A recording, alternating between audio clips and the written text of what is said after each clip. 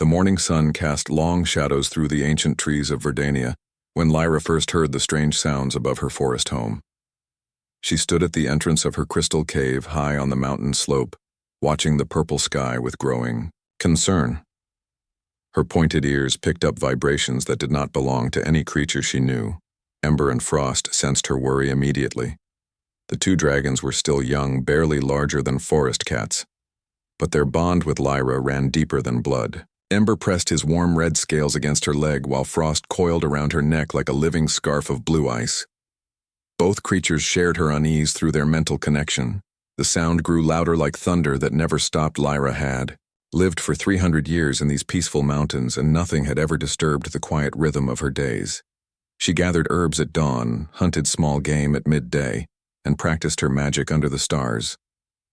Each season brought its own simple pleasures, but today felt different.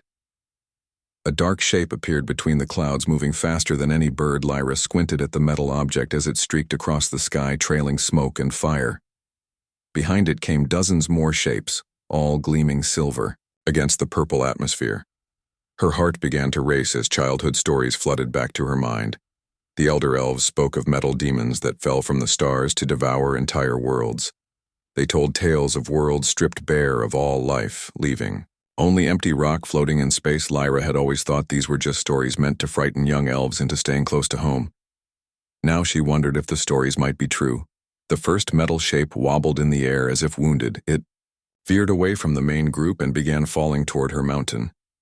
Lyra watched in fascination and terror as the object grew larger and larger. She could see it was some kind of vessel with strange markings on its surface. Ember and Frost both hissed as the vessel crashed into the clearing below their cave. The impact shook the entire mountain and sent birds screaming from their nests. A pillar of black smoke rose from the crash site, while strange chemical smells filled the air. Lyra knew she should run. The portal stones at the heart of the forest could take her to safety on the other side of the world. Her grandmother had shown her the ancient magic when she was still a child. Now seemed like the perfect time to use it. But as she gathered her few belongings, she heard something that made her pause. A voice was crying out from the wreckage, weak and desperate. It sounded young and frightened, just like she had been during the shadow beast attacks that destroyed her village centuries ago. Every instinct told her to flee, but something deeper held her in place. Perhaps it was curiosity, or perhaps it was the memory of how it felt to be alone and afraid. She had sworn never to abandon someone who needed help, just as others had abandoned her village when the shadow beasts came. Against her better judgment, Lyra began climbing down the rocky slope toward the crash site.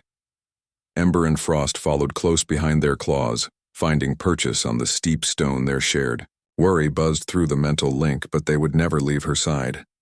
The metal vessel had split open like a cracked egg, revealing a strange interior, filled with blinking lights and complex machinery. Smoke poured from several holes in the hull, but the main structure seemed intact. Lyra approached carefully, ready to flee at the first sign of danger. Inside the wreckage sat a creature unlike any she had seen before. It looked almost like an elf, but with rounded ears and strange, pale skin. Its body was covered in dark clothing that seemed both practical and alien. Blood ran down one side of its face from a cut on its forehead. The creature looked up at her with eyes full of pain and gratitude. It tried to speak, but the words meant nothing to Lyra. She had studied the old human tongue from ancient books, but this sounded different somehow. The creature pointed to itself and made sounds that might have been a name. Lyra hesitated for a moment, then stepped forward to help. The creature was clearly hurt and posed no immediate threat. Its metal vessel was broken beyond repair, and smoke still rose from its damaged parts. She could not leave anyone to suffer alone, as she helped the injured being from the wreckage. Explosions lit up the sky above them. The main group of metal vessels was attacking something on the far side of the planet. Lyra could see flashes of light and hear distant rumbling that spoke of a great battle taking place. She managed to get the creature to its feet and found it could walk with assistance. Together they climbed back up to her crystal cave while Ember and Frost kept watch for any danger. The creature moved slowly, but seemed grateful for every step away from its broken vessel. Once, inside the safety of her cave, Lyra began tending to the stranger's wounds. She used her knowledge of healing herbs to clean the cut on its head and wrapped it with soft cloth. The creature submitted to her care without resistance, though it winced. When she touched the injury over the next few hours, Lyra learned that the creature was indeed a human male. He pointed to himself and repeated sounds until she understood his name was Cain. He seemed intelligent and tried to communicate through gestures and simple words. Cain showed her a small device from his pocket that had survived the crash. It displayed moving pictures and strange symbols that meant nothing to Lyra, but clearly held great importance to him. He kept pointing at the device, then at the sky as if hoping for rescue, as night fell. Lyra shared her simple meal of bread and dried fruit with Cain. He ate gratefully and tried to offer her something from his own supplies, but she politely refused. His food looked strange and smelled of chemicals that made her nervous. Ember and Frost gradually warmed to their unexpected guest. The dragons were naturally curious creatures, and Cain's gentle manner put them at ease. Soon Frost was perched on his shoulder while Ember dozed. By his feet, both dragons seemed to sense that this human meant no harm. Through the long night, Lyra kept watch while Cain slept fitfully in the corner of her cave. She wondered what forces had brought him to her mountain, and whether his people would come looking for him. The explosions had stopped hours ago, leaving an eerie silence over the forest as dawn approached. Lyra made a decision that would change everything. She would help this stranger survive and try to get him back to his people. Whatever had brought Cain to her world, she could not abandon him to die alone in the wilderness. The second day brought new challenges as Cain's condition worsened during the night. His forehead burned with fever and he spoke in delirious whispers that Lyra could not understand. She knew enough about healing to recognize the signs of infection setting in from his head wound. Lyra gathered her strongest herbs from the cave storage chambers. These ancient remedies had been passed down through generations of forest elves and had never failed her before. She brewed a bitter tea from silverleaf, bark and moonflower petals while Ember kept watch over the sick human. Cain drifted in and out of consciousness throughout the morning. Sometimes he would sit up suddenly and speak urgently in his strange language as if reporting to invisible commanders. Other times he lay still as death, making Lyra fear she had lost him entirely. By midday the fever began to break thanks to Lyra's careful nursing. Cain's eyes cleared for the first time since the crash, and he looked around the crystal cave with wonder. He seemed amazed by the natural formations that glowed with soft blue light, and the way Ember and Frost moved like living jewels through the space. Cain tried to stand, but his legs were too weak. So Lyra helped him sit against the cave wall. He pointed to himself again and said his name slowly, then pointed to her with a questioning look. She understood and told him her name, watching as he repeated it with his strange accent. Over the following hours, they began to build a simple vocabulary. Together, Cain would point to objects and say their names in his language, while Lyra did the same in Elvish. Soon they could identify basic things like water, food, and light, though complex ideas remained impossible to share. Ember and Frost proved to be excellent teachers in their own way. The dragons would demonstrate actions like flying or breathing small puffs of flame, and Cain would provide the human words for these concepts. His eyes widened when he first saw Frost create tiny ice crystals. In the air, Cain seemed especially fascinated by the mental bond between Lyra and her dragons. He watched as she communicated with them through thought, alone directing Ember to fetch water or asking Frost to scout the area outside the cave. She tried to explain this connection but lacked the words. On the third day, Cain was strong enough to show Lyra more about his crashed vessel. They climbed down to the wreckage together, where he salvaged several important items from the ruins. The small device he carried everywhere seemed to be some kind of communication tool. Cain activated the device and showed Lyra moving pictures on its surface. She saw images of other humans living in vast metal cities among the stars. There were ships larger than mountains and weapons that could destroy entire moons. The scale of human civilization amazed and frightened her, but Cain also showed her gentler images. Humans caring for sick animals, building homes, and raising children together. These people did not look like the metal demons from Elvish legends. They seemed to love and hope and dream, just like any other living beings. Cain tried to explain what had brought him to Verdania, using gestures and the few words they now shared in common. He pointed to pictures of evil-looking creatures with too many teeth and claws that dripped poison. These monsters had apparently stolen human children and fled to this sector of space. The human fleet had followed these kidnappers across many star systems. Kane had been sent ahead as a scout to track their movements when his ship suffered mechanical problems and crashed. His people were probably searching for him. Even now, Lyra felt a chill run down her spine as she realized the truth. Those metal ships she had seen in the sky were human vessels hunting child stealers. The explosions had been a battle between Kane's people and the creatures who hurt innocents. Her people's ancient stories had been wrong about humans. That evening, Kane activated his communication device and sent a signal into the night sky. Lyra watched the beam of light pierce the darkness and wondered what response it might bring. She had grown fond of this strange visitor, but knew he did not belong in her world. Kane seemed to sense her thoughts. He took her hand gently and spoke slowly, using the words she had taught him. He promised that humans never forgot kindness, and that his people would remember what she had done for him. The sincerity in his voice touched her heart. Ember curled up next to Kane that night as if accepting him as part of their small family. Frost perched on his shoulder and hummed a soft melody that seemed to comfort the injured human. Lyra realized that her dragons had grown attached to their guest just as she had. The next morning brought the sound of engines approaching the mountain. Kane's signal had been answered and a small human ship descended toward their location. Lyra felt both relief and sadness as she watched the vessel land in the same clearing where Kane had crashed. 3 humans emerged from the ship wearing white clothing instead of the dark armor Kane wore. They moved carefully and kept their hands visible as they approached the cave entrance. Kane called out to them, and they responded with obvious joy at finding their lost comrade alive. The leader of the rescue team was an older woman with gray hair and kind eyes. She spoke to Kane rapidly in their language, then turned to Lyra and attempted to communicate in broken Elvish. Her pronunciation was terrible, but her meaning was clear. The woman thanked Lyra repeatedly for saving Kane's life.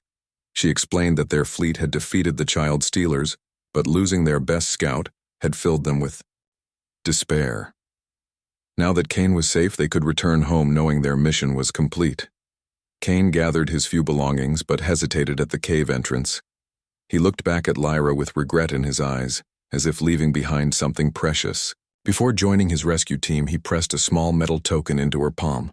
The token was warm from his touch and bore strange symbols that seemed to shift in the light. Kane spoke slowly, telling her that this was a promise his people would remember, her kindness, and someday they would repay the debt they owed her.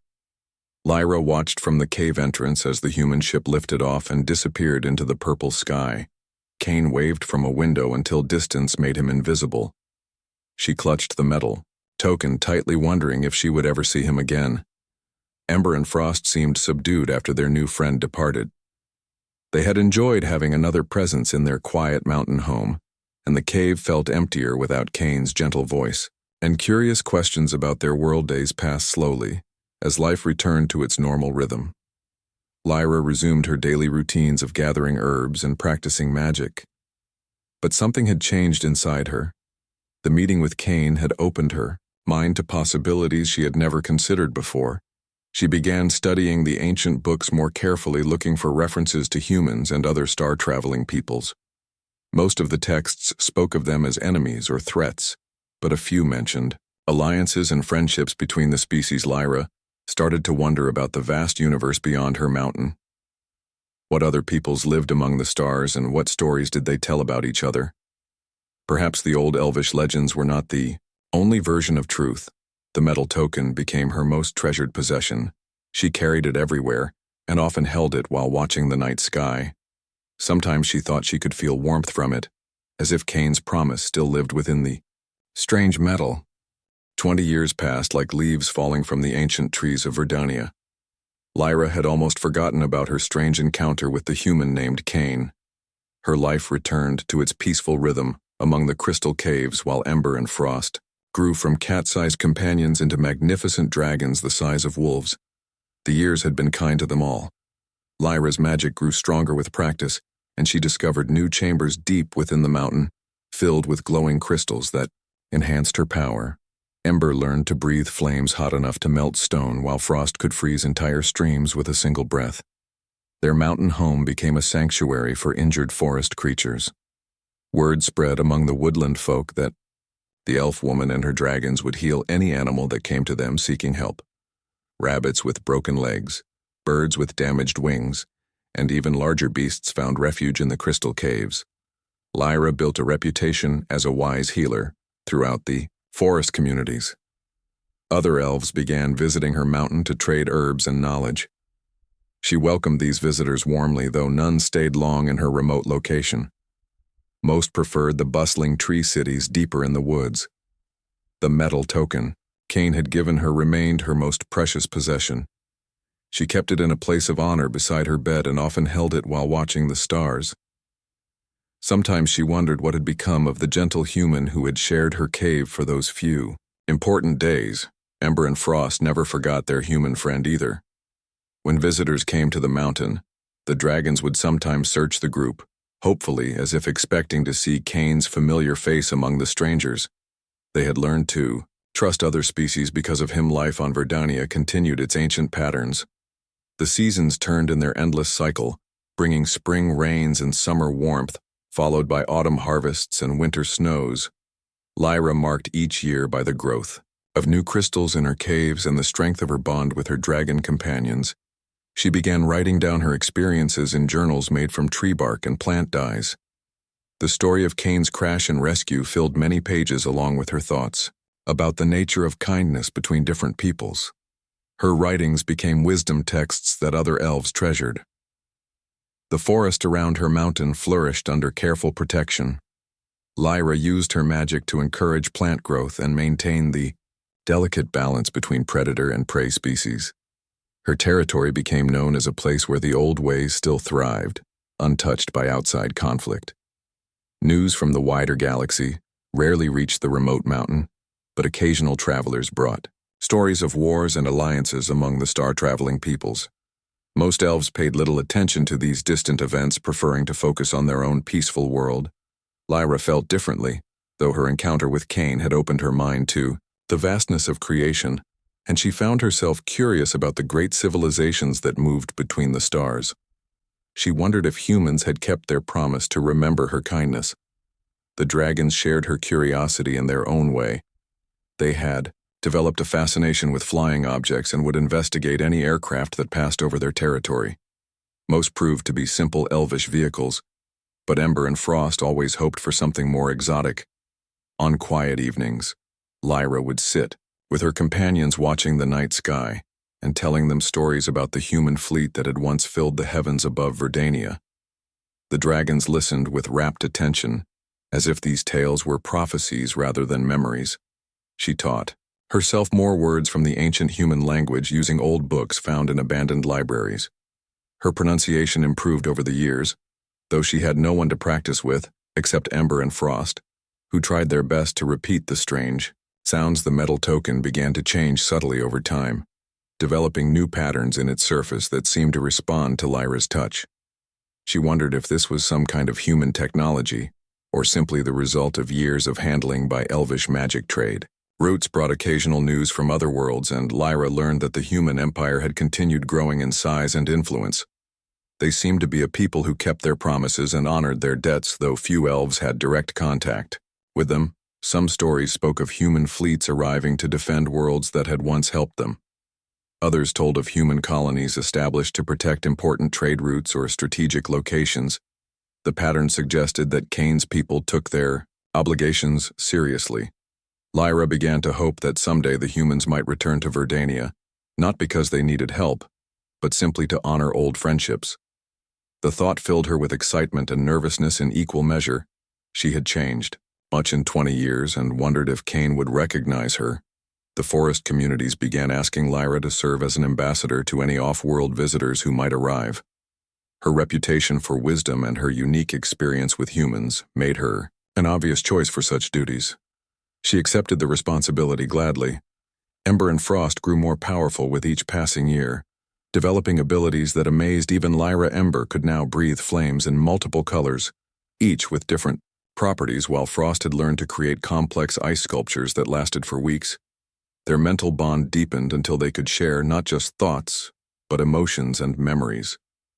The dragons experienced Lyra's encounter with Cain as if they had been there themselves, while she felt their dragon instincts and perspectives on the world around them. The three companions became legendary figures in local folklore. Stories spread of the elf woman who had befriended star travelers and her dragon guardians who could melt mountains or freeze rivers. Parents told their children these tales as examples of courage and compassion. Lyra established a small school in one of the larger crystal chambers where young elves could learn about healing magic and interspecies diplomacy. She taught them that kindness shown to strangers often returned in unexpected ways, and that wisdom meant being open to new ideas. The mountain itself seemed to respond to the positive energy of its inhabitants. New crystal formations appeared regularly, and the caves expanded naturally to accommodate Lyra's growing activities. The very stone seemed alive with beneficial magic. Animals from across the continent began making pilgrimages to seek healing at the crystal caves. Lyra never turned away any creature in need, and her reputation spread to species that lived far beyond the forest borders. Her mountain became known as a place of sanctuary. As the 20th anniversary of Cain's visit approached, Lyra felt a strange sense of anticipation building within her. The metal token grew warmer each day, and sometimes seemed to pulse with its own rhythm. She wondered if these changes meant something significant was about to happen. Ember and Frost shared her restlessness, becoming more alert and spending long hours scanning the skies as if expecting something to appear. They had grown wise enough to sense when important events were approaching, even if the details remained hidden. Lyra prepared herself for whatever might come by strengthening her magical defenses and ensuring her stores of healing supplies were fully stocked. She also spent time meditation on the lessons Cain had taught her about the nature of friendship between different peoples. The forest communities noticed the growing tension and began sending scouts to check on their valued healer and diplomat. They found everything normal on the surface, but sensed the same undercurrent of anticipation that filled the mountain. Caves on a clear morning in late spring. Exactly 20 years after Cain's departure, Lyra woke to find the metal token blazing with warm light beside her bed. Ember and Frost were already awake, staring at the cave entrance with intense focus, as if they could see something approaching. The time of waiting was over. Something was coming to Verdania, and Lyra knew in her heart that it would change everything once again. She gathered her courage and prepared to face whatever destiny awaited her and her dragon companions in the days ahead. The sky above Verdania turned black on a morning that began like any other. Lyra was tending to her herb garden when shadows fell across the mountain. Despite the clear weather, she looked up to see massive shapes blotting out the sun like storm clouds made of metal and flesh. These were not the clean human vessels she remembered from 20 years ago. These ships pulsed with sickly organic light and seemed to writhe as they moved through the atmosphere.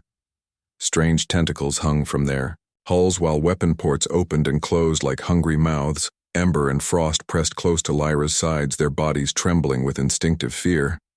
The dragons had never encountered anything that radiated such pure malevolence. Every creature on the mountain seemed to sense the wrongness of these visitors as birds fled screaming and small animals hid in their burrows. The alien ships began landing all across Verdania's surface. Each impact sent shockwaves through the ground and poisoned the air with chemical fumes that made Lyra's eyes water. The vessels were larger than anything she had ever imagined, dwarfing even the mountains themselves. From each ship emerged creatures that belonged in nightmares rather than reality. They moved, like a cross between insects and serpents with too many limbs and eyes that glowed with hunger. Their chittering voices carried clearly across the mountain valleys, speaking in sounds that hurt to hear. Lyra recognized these beings from ancient Elvish warnings passed down through countless generations. The Devourers had found Verdania, and they came not to conquer but to consume. They would strip every living thing from the planet, leaving only empty rock floating in space. The first wave of creatures spread across the land like a plague, consuming everything in their path. Forests withered at their touch while rivers turned black with poison. They harvested not just plants and animals but the very life force that sustained entire ecosystems. From her mountain refuge, Lyra watched in horror As the Devourer army approached her territory, they moved with terrible purpose, converting every green thing into gray dust and storing the extracted life energy in glowing containers that fed their ships. Elvish cities fell within hours of the invasion. Their magical defenses proved useless against beings that fed on energy itself. The tree homes that had stood for thousands of years crumbled into ash while their inhabitants either fled or simply vanished, consumed by the hungry swarm. Lyra felt the ancient portal stones calling to her from deep in the forest. The magical gateways could transport her to safety on distant worlds far from the reach of these destroyers. Many other elves were already using them to escape the dying planet, but something held her back as she watched the devastation spread across her beloved world. Perhaps it was stubbornness, or perhaps it was the memory of Cain's words about humans never forgetting kindness. She could not abandon Verdania while any hope remained. Ember and Frost shared her determination through their mental bond. The dragons had grown powerful over the years, and they were prepared to fight even against impossible odds. Their flames and ice might not stop the Devourer horde, but they would not surrender without resistance. The creatures reached the base of Lyra's mountain by evening and began their assault on the crystal caves. Their acid touch dissolved stone, and their claws tore through magical barriers that had protected the mountain for millennia. Nothing seemed able to slow their advance. Lyra retreated deeper into the cave system, using every defensive spell she knew to buy time. The crystals that had grown over decades of careful cultivation blazed with power as she drew on their energy to fuel her magic. But she knew it would not be enough. The Devourers consumed magic as easily as they consumed life force. Her strongest barriers lasted only minutes against their relentless hunger. They climbed the mountain like a living carpet of destruction, converting everything they touched into food for their ships. By midnight, the creatures had reached the outer chambers of Lyra's cave complex. She could hear their chittering, voices echoing through the tunnels as they consumed her herb gardens and crystal formations. The sanctuary she had built over centuries was being devoured. Piece by piece, ember-breathed flames that melted stone. But the Devourers simply absorbed the heat and used it to fuel their own growth. Frost created walls of ice that should have stopped any normal enemy, but these beings fed on the magical energy within the frozen barriers. Lyra found herself trapped in the deepest chamber of her cave system with nowhere left to retreat. The Devourers would reach her within minutes, and then everything she had worked to protect would be lost. The metal token Cain had given her blazed with heat against her chest. She held the token tightly and whispered, a prayer to whatever powers might be listening. If humans truly never forgot kindness, then perhaps someone would remember the elf woman who had once saved a crashed pilot. But the universe seemed empty of hope as the chittering grew louder. The first Devourer broke through her final barrier, just as the ceiling above began to glow with strange light. The creature lunged at Lyra with claws extended, but froze in midair as weapons fire erupted from above. Sections of the cave roof disappeared, revealing open sky filled with familiar shapes. Human ships dropped through the artificial opening with precision that spoke of military training. They were sleek vessels painted in white and blue rather than the dark colors Lyra remembered, but she recognized their clean lines and purposeful design. The lead ship landed in the enlarged chamber, and its doors opened to reveal soldiers in advanced armor. They moved with fluid grace as they engaged the Devourers, using weapons that seemed specifically designed to fight these creatures. The battle was brief but intense.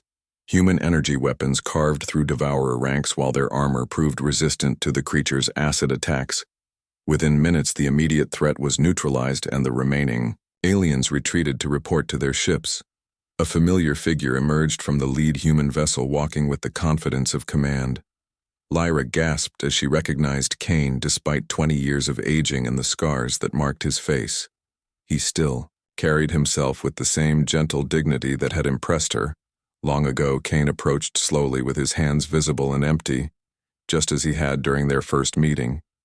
He spoke her name in perfect Elvish pronunciation, then held up a metal token identical to the one she carried.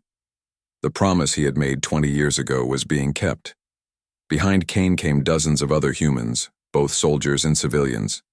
They moved through the cave with respectful care, examining the crystal formations, with wonder rather than greed. Several of them began setting up equipment that looked both medical and scientific in nature.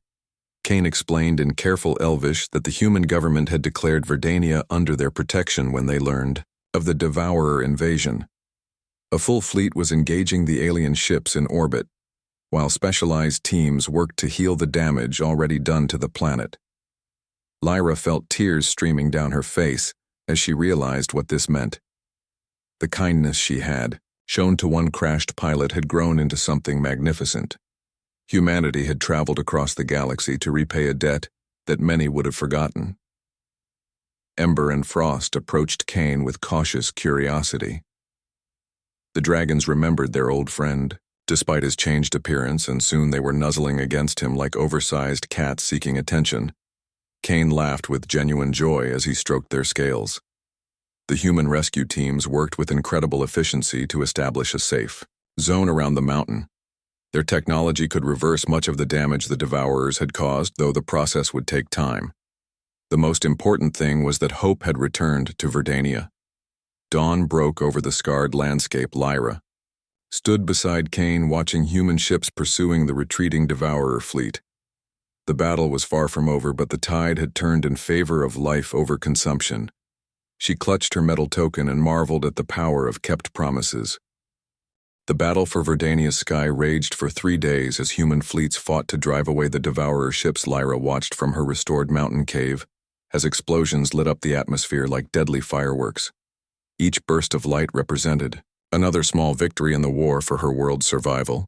Kane had remained on the surface to coordinate the ground operations, while his people worked to reverse the ecological damage. The humans brought technology that seemed like magic to Lyra's eyes, machines that could regrow forests in hours, and devices that purified poisoned water with beams of pure light. Admiral Lisa Morgan commanded the human fleet from her flagship in orbit. She spoke with Kane regularly through communication devices, providing updates on the space battle.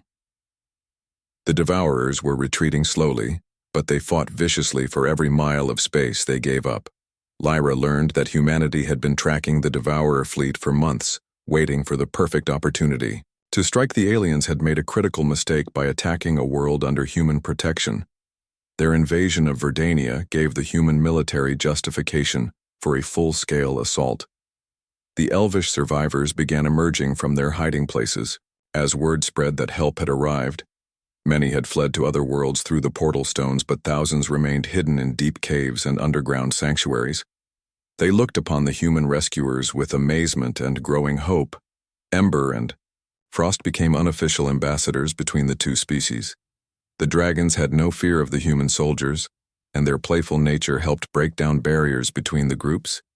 Soon, human children who had come with the civilian relief teams were riding on dragonbacks through the crystal caves. Kane showed Lyra holographic displays of the wider conflict, playing out across multiple star systems. The Devourers had been growing bolder in recent years, attacking worlds that were under the protection of various galactic powers. Verdania was just one target in a much larger war. The human response had been swift and decisive. Once they received Lyra's emergency beacon, transmitted through the old token, they had assembled the largest fleet in their history. Every available ship was committed to saving the world where their people had once found kindness. Lyra marveled at the complexity of human civilization as Kane explained their governmental structure. Billions of humans lived on thousands of worlds, all united by shared values of cooperation and mutual aid. The rescue of Verdania involved resources from dozens of different planets. The healing process began immediately as human biotechnology worked to restore damaged ecosystems. Specialized ships released clouds of beneficial bacteria into the atmosphere, while terraforming equipment repaired soil contaminated by Devourer toxins. The planet's natural beauty slowly returned. Working alongside the humans, Lyra discovered that her own magical abilities could enhance their technology in unexpected ways.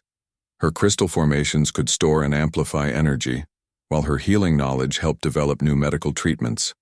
The collaboration benefited both species. The Elvish survivors organized themselves into work groups helping with the restoration effort. Many had unique skills that proved valuable in repairing their damaged world. Musicians whose songs could encourage plant growth worked with human botanists to accelerate forest regeneration. Admiral Morgan visited the surface once the space battle was won. She was a stern woman with graying hair who commanded respect from every human under her authority. But when she met Lyra, her expression softened with genuine gratitude for the kindness shown to Kane decades earlier. The Admiral explained that Kane had become a hero within human society. His reports about elvish compassion had influenced an entire generation of diplomats and military officers. The story of his rescue was taught in schools as an example of how small acts of kindness could change history. Over the following weeks, more human ships arrived, bringing supplies, equipment, and personnel to assist with Verdania's reconstruction. The planet became a symbol of inter-species cooperation as humans and elves worked side by side to heal the wounds left by the Devourers. Kane spent long hours with Lyra sharing stories of his adventures during the years since their first meeting. He had risen through the ranks of human military intelligence specializing in contact with non-human civilizations. His experiences on Verdania had shaped his entire career. The dragons Ember and Frost became celebrities among the human children who visited the mountain. The young humans had never seen creatures like them and were fascinated by their intelligence and magical abilities. Soon dragons and human youngsters were playing together throughout the crystal caves. Lyra established a new school in the enlarged cave system, where both species could learn about each other's cultures and abilities. Human technology merged with elvish magic to create teaching methods that neither group could have developed alone. The results amazed everyone involved. The Restoration Project revealed the true extent of human gratitude for Lyra's ancient kindness. They refused to accept any payment for their assistance, claiming that the debt owed to her could never fully be repaid. Instead, they offered permanent protection for Verdania, and its people trade agreements were established that benefited both civilizations. Elvish magical knowledge proved valuable to human researchers, while human technology helped elves explore new possibilities for their own development. The partnership promised centuries of mutual prosperity. Kane accepted an assignment as the first human ambassador to Verdania, ensuring that the friendship between their species would continue long into the future. He established a diplomatic compound near Lyra's mountain where the two could work together on interspecies relations. The portal stones that had once been escape routes now became trade highways, connecting Verdania to the wider galactic community. Humans helped upgrade the ancient elvish technology, making travel safer and more efficient than ever before. Lyra often stood on her mountain watching human and elvish children play together in the restored forests. Their laughter echoed through valleys where devourer chittering had once promised only death and destruction. The sound filled her heart with joy and hope for the future. The metal token Kane had given her so long ago found a place of honor in the new interspecies cultural center built at the base of her mountain. It was displayed alongside tokens from other worlds where humans had found friendship symbols of a growing network of mutual support. Years passed as the alliance between humans and elves grew stronger. Both species learned from each other in ways that enhanced their understanding of the universe. Human science benefited from elvish insight into natural magic, while elves gained new perspectives on technology and exploration. Admiral Morgan eventually retired to Verdania, establishing a home near the capital city where she could oversee the ongoing partnership between their civilizations. Her presence assured everyone that humanity's commitment to protecting their elvish allies was permanent and unshakable. Ember and Frost grew into magnificent creatures, whose legends spread throughout human space. They became symbols of the friendship between species, and their images appeared on diplomatic seals and cultural exchange programs. Their descendants would carry on their legacy for generations. Lyra lived to see Verdania become the most prosperous world in its sector of space. The planet served as a model for interspecies cooperation, attracting visitors from dozens of different civilizations, all eager to learn how such partnerships could be built. The Devourer threat never completely disappeared, but the alliance between humans and elves proved strong enough to resist future attacks. When the creatures returned decades later, they found a united defense that drove them away with minimal losses. Kane and Lyra aged together as friends who had changed the course of galactic history. Their story became legend, inspiring countless others to show kindness to strangers, regardless of species or origin. The ripple effects of one act of compassion continued, spreading across the stars in her final years. Lyra often reflected on how different her life had become from those quiet centuries spent alone in her crystal cave. The universe had revealed itself to be vast and full of wonders she had never imagined, all because she chose to help a crashed pilot long ago.